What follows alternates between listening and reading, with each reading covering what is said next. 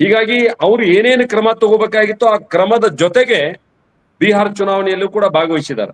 ಹೀಗಾಗಿ ಬಿಹಾರ್ ಚುನಾವಣೆಯಲ್ಲಿ ಭಾಗವಹಿಸಿದ್ರು ಅನ್ನುವಂಥದ್ದು ಒಂದೇ ಕಾರಣದಿಂದ ಈ ಎಲ್ಲಾ ಕೆಲಸಗಳನ್ನ ನಾವು ಅಲ್ಲಗಳ್ಲಿಕ್ಕೆ ಸಾಧ್ಯ ಇಲ್ಲ. ಮತ್ತು ಅವರು ಪ್ರವಾಸ ಮಟಿಕೋಗೊಳಿಸಿ ಬಂದಿರೋದ್ರಿಂದ ಬಿಹಾರ್ ಚುನಾವಣೆಗೆ ಹೋಗಬಾರ್ದಂತೂ ಅಲ್ಲ.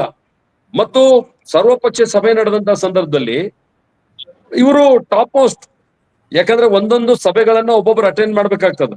ದೇಶದ ರಕ್ಷಣಾ ಸಚಿವರು ಅಲ್ಲಿದ್ರು, ಗೃಹ ಸಚಿವರು ಅಲ್ಲಿದ್ರು. ಹೀಗಾಗಿ ಜವಾಬ್ದಾರಿತ ಜನ ಅಲ್ಲಿ ಇದ್ದಂತ ಸಂದರ್ಭದಲ್ಲಿ ಇವರು ಬೇರೆ ಯಾವುದೋ ಒಂದು ಕೆಲಸದಲ್ಲಿ ತೊಡಗಿರ್ತಾರೆ. ಹೀಗಾಗಿ ಕೇವಲ ನೀವ್ ಹೇಳಿದ್ರಲ್ಲ ಮೊಸರಿನಲ್ಲಿ ಕಲ್ಲು ಹುಡುಕ್ಬಾರ್ದು ಅಂತೇಳಿ, ಹೀಗಾಗಿ ತಾವು ಕೂಡ ಮೊಸರಿನಲ್ಲಿ ಕಲ್ಲು ಹುಡುಕುವಂತ ಕೆಲಸ ನಿಲ್ಲಿಸ್ಬೇಕಾಗ್ತದ. ದೇಶ ಕಷ್ಟ ಪರಿಸ್ಥಿತಿಯಿದ್ದಾಗ ಇದು ಮೊಸರಿನ ಕಲ್ಲು ಹುಡುಕು ಕೆಲಸ ಅಲ್ಲ, ದೇಶದ ಪ್ರಧಾನ ಮಂತ್ರಿಗೆ ಒಂದು ಬದ್ಧತೆ ಬೇಕಾಗ್ತದೆ, ಆದ್ಯತೆ ಮೇಲೆ ಕೆಲಸ ಮಾಡಬೇಕಾಗ್ತದೆ. ದೇಶದ ಪ್ರಧಾನ ಮಂತ್ರಿಗಳು ಇಂತ ತುರ್ತು ಸಂದರ್ಭ ಯಾವುದು, ಇದು 26 ಜನ ಸತ್ತೋಗಿದ್ದಾರೆ, ಉಗ್ರವಾದಿಗಳು ಕೊಂದಿದ್ದಾರೆ, ನಾನು ಅಲ್ಲಿ ಹೋಗ್ಬೇಕಂತ ಹೇಳಿ ಸೌದಿ ಅರೇಬಿಯಾದಿಂದ ವಾಪಸ್ ಬಂದಿದ್ದು. ಇಲ್ಲಿ ಬದ್ಧತೆ ಮೇಲೆ ಕೆಲಸ ಮಾಡಬೇಕಾದ ಪ್ರಧಾನಮಂತ್ರಿಗಳು ಚುನಾವಣೆಯನ್ನು ಮಾಡಬೇಕಾಗ್ತದೆ, ಅದು ಮಾಡಬೇಕಾಗ್ತದೆ, ಎಲ್ಲಾನು ಮಾಡ್ಬೇಕು. ಆದ್ರೆ ಆದ್ಯತೆ ಮೇಲೆ ಪ್ರಧಾನಮಂತ್ರಿ ಬದ್ಧತೆಯಿಂದ ಕೆಲಸ ಮಾಡಬೇಕಾಗ್ತದೆ.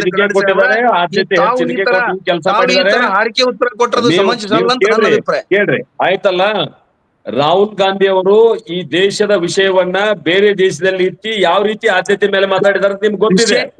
ವಿಷಯ ಡೈವರ್ಟ್ ಮಾಡಬೇಡಿ ದಯವಿಟ್ಟು. ಮುಖಂಡರು ಅದಕ್ಕೂ ಉತ್ತರ ಇದೆ ನಮ್ಮ ಹತ್ರ. ವಿರೋಧ ಪಕ್ಷದ ನಾಯಕರಾಗಿ ವಿಷಯ ಡೈವರ್ಟ್ ಮಾಡಬೇಡಿ. ಆಂತರಿಕ ವಿಷಯಗಳನ್ನ ಬೇರೆ ದೇಶದಲ್ಲಿ ಎಷ್ಟು ಬಾರಿ ಚರ್ಚೆ ಮಾಡಿದಾರೆ ಅನ್ನುವಂಥದ್ದು ತಮ್ಮ ಗಮನಕ್ಕೆ ಇರಬೇಕಾಗ್ತದೆ. ಇದೇ ಪ್ರಧಾನಮಂತ್ರಿಗಳು ನರೇಂದ್ರ ಮೋದಿ ಅವರು ಹೇಳಿಲ್ಲ, ಇದೇ ಅಮೆರಿಕ ಭೂಮಿ ಮೇಲೆ ಪ್ರಧಾನಮಂತ್ರಿಗಳು ಲೇವಡಿ ಮಾಡಿದ್ದಾರೆ ದೇಶದ ವಿಷಯಗಳ ಮೇಲೆ.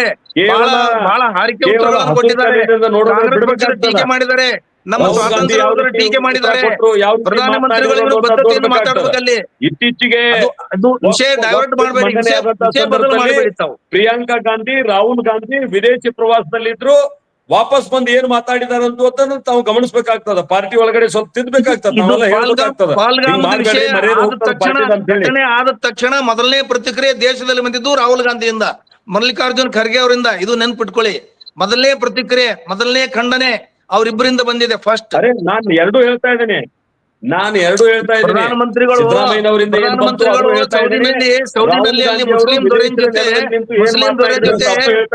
ಅಲ್ಲಿ ಹರಟೆ ಹೊಡಿತಾ ಇದ್ರು, ನಡೆದಾಗ ಅದರಲ್ಲಿ ಭಾಗವಹಿಸಲಾರದೆ ವಿದೇಶಕ್ಕೆ ಹೋಗಿರುವಂತದ್ದನ್ನು ಕೂಡ ನಾನು ಹೇಳ್ತಾ ಇದ್ದೀನಿ. ಪ್ಯಾರಿಸ್ ನಗರ ಹೊತ್ತಿ ಉರಿಯುವಾಗ ಪಿಟೀಲು ಬಾರಿಸ್ತಾ ಇದ್ದ ನೀರವ್ ದೊರೆ, ಆ ತರ ಇವರು ಪುಲ್ವಾಮಾ ಆದಾಗ ಅರಣ್ಯದಲ್ಲಿ ನರೇಂದ್ರ ಮೋದಿ ಸಾಹೇಬ್ರ ಫೋಟೋ ತೆಗಿತಾ ಇದ್ರಲ್ಲಿ ಅರಣ್ಯದಲ್ಲಿ. ಇವತ್ತಿಲ್ಲಿ ಸೌದಿನಲ್ಲಿ ಅಲ್ಲಿ ಪ್ರವಾಸ ಮಾಡ್ತಾ ಇದ್ರು. ಬಿಹಾರ್ ಚುನಾವಣೆ ಆದ್ಯತೆನಾ? ಚುನಾವಣೆ ನವೆಂಬರ್ನಲ್ಲಿತ್ತು. ಒಬ್ಬರು ಸಂಸದರಿದ್ದೀರಿ, ಗೌರವಾನ್ವಿತ ಸಂಸದರು, ನಮಗೆ ಗೊತ್ತಿದೆ ಎಲ್ಲಾ ವಿಷಯಗಳು. ಒಂದ್ ಮಾತು ಹೇಳ್ಬೋದು ಅನ್ಸುತ್ತೆ. ನಮ್ಮ ಹಿರಿಯರಿಬ್ರು ಬಿಜೆಪಿ ಮತ್ತೆ ಕಾಂಗ್ರೆಸ್ನವ್ರಿಗೆ, ನಿಮ್ಮಿಬ್ರನ್ನ ದೃಷ್ಟಿಲಿ ಇಟ್ಕೊಂಡು ನಾನು ಹೇಳ್ತಿಲ್ಲ, ಒಟ್ಟಾರೆ ಪಕ್ಷಗಳನ್ನ ದೃಷ್ಟಿಲಿ ಇಟ್ಕೊಂಡು ಹೇಳ್ತಾ ಇದೀನಿ.